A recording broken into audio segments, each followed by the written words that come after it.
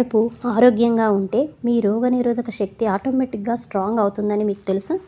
ఈ రోజుల్లో gas, acidity, అజీర్తి లాంటి సమస్యలు ప్రతి ఇంటిని వేధిస్తున్నాయి. వీటన్నిటినీ మూల కారణం మన జీర్ణ వ్యవస్థలో, అంటే మన గట్లో మంచి బ్యాక్టీరియా తగ్గిపోవడమే.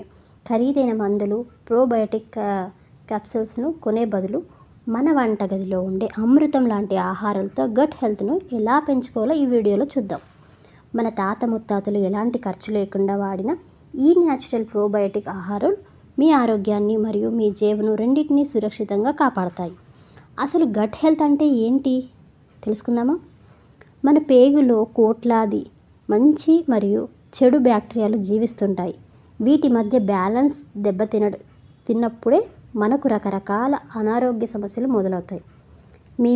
ఈ మంచి బ్యాక్టీరియాను పెంచి చెడు బ్యాక్టీరియాతో పోరాడే ఆహారాలనే ప్రోబయోటిక్ అని అంటారు.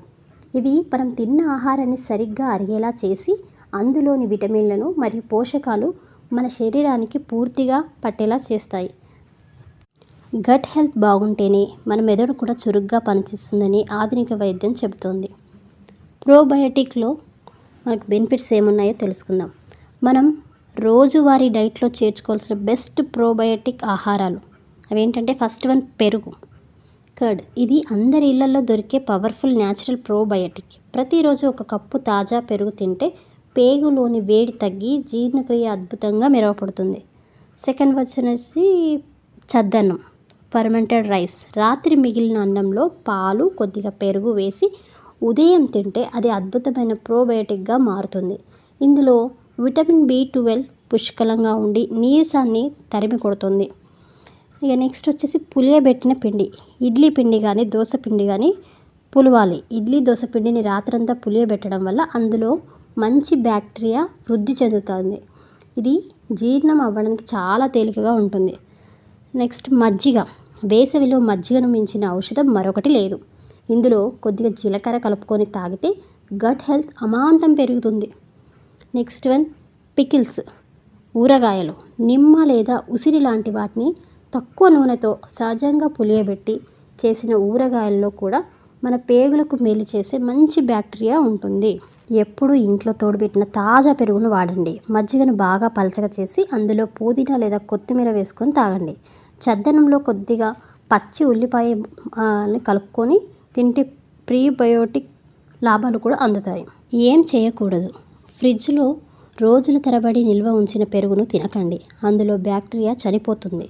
నిల్వ పచ్చళ్ళను మోతాదుకు మించి తినకూడదు. అందులో ఉండే ఉప్పు ఇతర సమస్యలు తెచ్చిపెడుతుంది. తీసుకోవాల్సిన టైం, అంటే ప్రోబయోటిక్ ఫుడ్స్ ఎలా తీసుకోవాలి, ఏ టైంలో తీసుకోవాలి?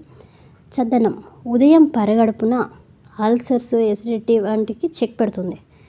పెరుగు వచ్చేసి మధ్యాహ్నం భోజనంలో. తిన్న ఆహారం త్వరగా అరుగుతుంది. మజ్జిగ ఉదయం 11 లేదా సాయంత్రం 4 గంటలకు. డీహైడ్రేషన్ మరియు వడదెబ్బ నుండి రక్షిస్తుంది. ప్రోబయోటిక్ ఆహారాలు ఆరోగ్యానికి మంచివి అయినప్పటికీ కొన్ని జాగ్రత్తలు తప్పనిసరి. రాత్రిపూట చల్లటి పెరుగు తినడం మానుకోండి. ఆయుర్వేదం ప్రకారం అది కఫం పెరుగుతుంది. ఏదైనా తీవ్రమైన కడుపు నొప్పి లాంటి సమస్యలు ఉంటే కొత్తగా పులియబెట్టిన ఆహారాలు తినే ముందు తప్పకుండా డాక్టర్ సలహా తీసుకోవాలి. పిజ్జాలు, బర్గర్ మోజులో పడి మా తాత ముత్తాతలు తిన్న చద్దన్నం విలువను మనం మర్చిపోయాం. వేల రూపాయలు పెట్టి కెమికల్స్ ఉన్న ఫుడ్స్ను తినడం మాని మన పాతకాలపు అలవాట్లను తిరిగి వెళ్ళడమే నిజమైన ఫిట్నెస్ మంత్రం. కాబట్టి ఆరోగ్యమైన గట్ మరియు స్ట్రాంగ్ రోగనిరోధక శక్తి కోసం ఈ రోజు నుంచే మీ డైట్లో పెరుగు, మజ్జిగ, పులియబెట్టిన ఆహారాలను చేర్చుకోండి. ఈ చిన్న మార్పు మీ ఆరోగ్యాన్ని అద్భుతంగా మారుస్తుంది. ఈ సింపుల్ పవర్ఫుల్ సమాచారం మీకు నచ్చితే మీ ఆత్మీయులకు తప్పకుండా షేర్ చేయండి.